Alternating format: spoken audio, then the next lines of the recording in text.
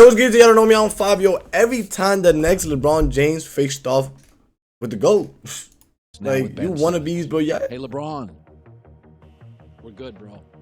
Wait, what? Ben Simmons, and I say Nigga this said now Ben with Simmons. Hold up. Ben Simmons.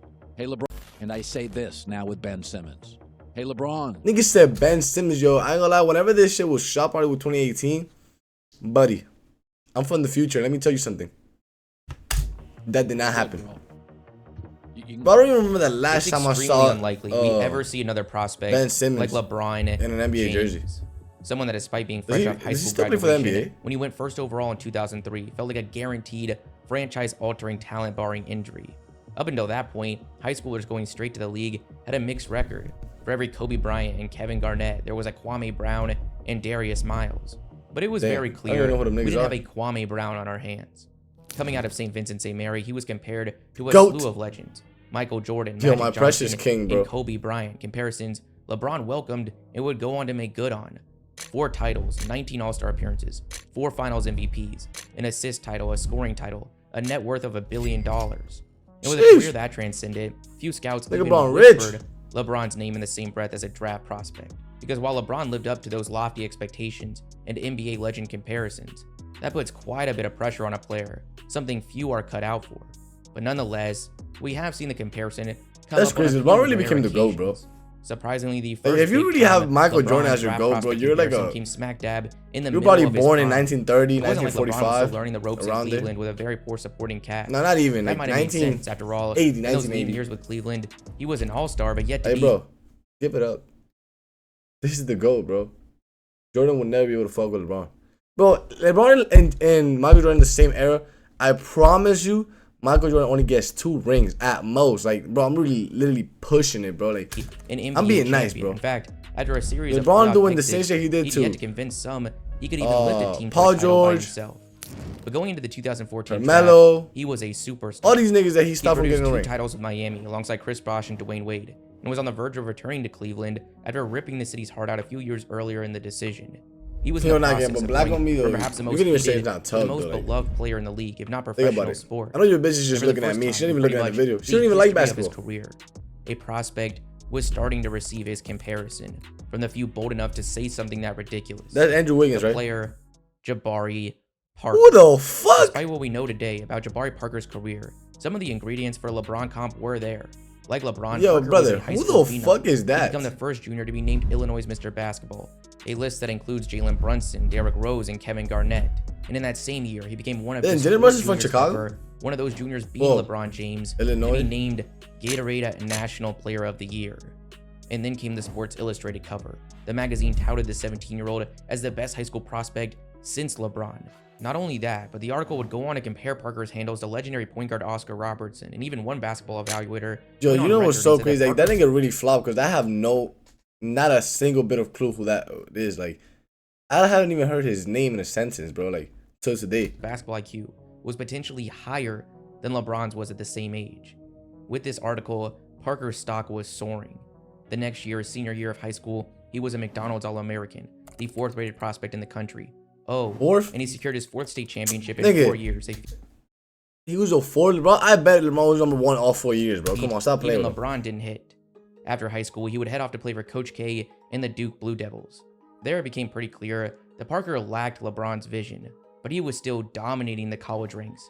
Over 19 points and nearly 9 rebounds a game. That shit went off. That's like, nigga. Parker and Andrew 19 points per game in college is like damn near like 30 in the NBA, like 25. 15 points and nearly 9 rebounds a game.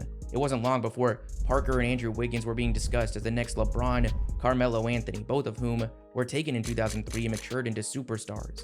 In fact, ahead of the draft, it was actually Parker who earned more of the Melo comparisons.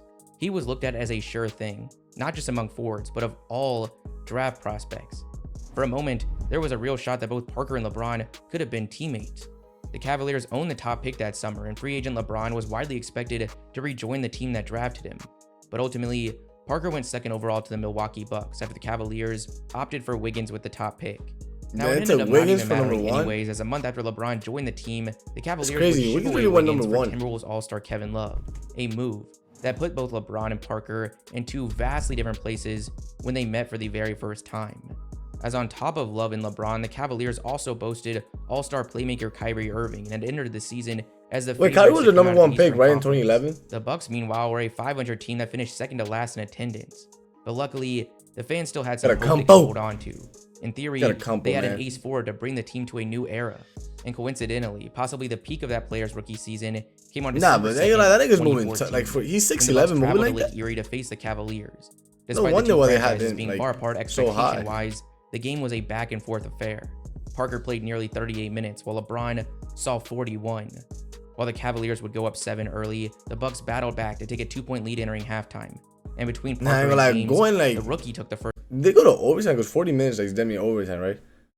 But if they did, bro, overtime against the fucking 2015 Milwaukee Bucks is crazy, bro. Like, they literally had nobody. Like, I swear to God, you can't name 3, bro. You can name 2 players on that court right now. I'll give you $20. Like, LeBron, meanwhile, looked like a shell of his usual self. Fuck all these niggas.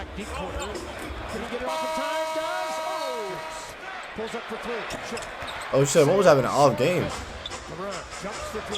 Then in the second, while LeBron and Parker would shoot nearly identical from the field, LeBron going 4 for 7 and Parker 5 for 7, LeBron clearly had the upper hand as he tacked on 16 trips to the free throw line.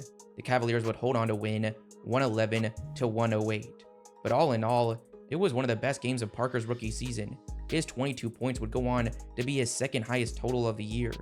It's really a fascinating game to look back on. Parker stepping up. I mean, low key, like, he actually did do his job. You feel me? A game that was setting the stage for an incredible story. He didn't get scared. But this story was about. But what happened to him? For the worst. You just sound like a bad player. Less than 2 weeks later, Parker would tear his ACL, sidelining him for the rest of his rookie season and for the start of his second year. Damn, his career would just never quite recover. That sucks. He missed 37%. My fault, gang. I thought you were just a flop. A variety of injuries. It's really hard to wrap your brain around just how special a Giannis and injuryless Parker duo could have been in Milwaukee. Yes!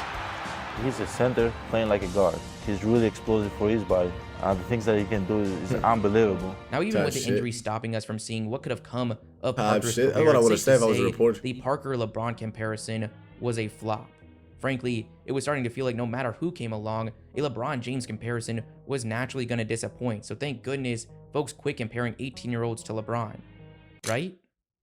Hell well, they literally compared Wemby last year. By Commissioner Silver, another hotshot youngster was taking scouts by storm.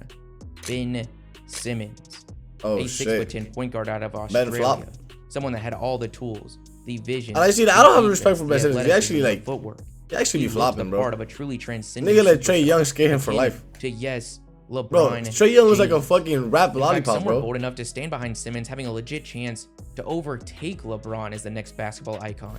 I look at the NBA, which I've watched for 4 decades. Damn, nigga. I say this now with Ben. You gotta focus on something else now. Hey, LeBron. Your family, career, like no other hobbies. You can go. You don't have to. You can hang around. Still great, but you can go. We're all good here. Coming out of LSU, we really only heard 2 comparisons. Thank God LeBron didn't take your advice. LeBron and Magic Johnson. That should sound familiar, considering Johnson was a comparison often made for LeBron when he came into the league. Simmons was the wire-to-wire favorite to go first overall in 2016, even after a somewhat disappointing season with LSU that saw the team come into the year ranked 21st in the country, but by March, they were on the outside looking in on the tournament. Now, ahead of the draft, LeBron played a good sport about the comparison. He told ESPN in December that he didn't mind the comparisons. Someone's going to be compared to someone all the time, and I don't mind him being compared to me. The first pick in the 2016 NBA Draft, the Philadelphia 76ers select Ben Simmons. Oh, it took him number 1? I didn't even know Ben Simmons went number 1. They now had both Joel Embiid and Simmons on the roster after years of rebuilding through the process. Unfortunately, Sixers fans would have to wait a little bit longer to see their franchise savior take the court. Savior? Simmons suffered a foot injury that would sideline him for his entire first season. That didn't season. happen. But even during Simmons' foot rehab, the LeBron James connection remained strong. Yet another Sports Illustrated feature, this one about Simmons' long journey and the end of the process in Philadelphia, included a statement from LeBron saying, "You have an opportunity to be better than me, but you can't skip steps. You have to do the work." A statement that would prove to be wiser than he could have ever imagined. the two would finally get a Yeah, chance. because Ben Simmons did not put the work in. Nigga, like, bro, well, he was in the NBA for what, like 8 years? He's never fixed his jumper. Games into the regular season. And for most of the nigga first shoots like my fucking 3-year-old brother. kept things close with the Cavs. They were exchanging blows, a tough drive by LeBron, a nice fadeaway from Embiid. But it was LeBron's dominance that defined the start of the game. Alright, bro, playing LeBron like in 2018 was damn near like some suicidal shit. Like, you were bound to expect at least 30. At least 30. Like, I was just like 15 points in the first I'm just being quarter, nice, because he was really dropping 50 bombs of the entire Cavs total on the at regular. that point. He'd also already hauled in 7 rebounds. Ben Simmons, meanwhile, was awfully quiet to begin his debut versus LeBron. By the end of the quarter, he had half as many turnovers as points, of which he had 4. In the second quarter, LeBron continued chugging along, adding 7 more points to his total, including this fadeaway. Simmons fadeaway added game. just Oh my 2 god, more. step through. Quarter 3 marks Easy the late. low point of the game for both Simmons and LeBron. The two combined for just 4 Damn, you points, really with missed all that, of them dog. coming from James. Instead, it was the Joel Embiid show. The future MVP put up 16 in the third quarter. Then in the fourth, for the first time all Damn, game, he was really playing like that in Simmons managed 2018? not to I finish the didn't- quarter trailing LeBron's Like, I didn't really point know that much about They both Embiid. Like, I know he was a good for player, 4 but nothing like apiece. crazy. The Like, final result, a I was more of a- blowout for the like, Cavaliers. I used to live in Boston, so I used to watch the Celtics a lot. 91.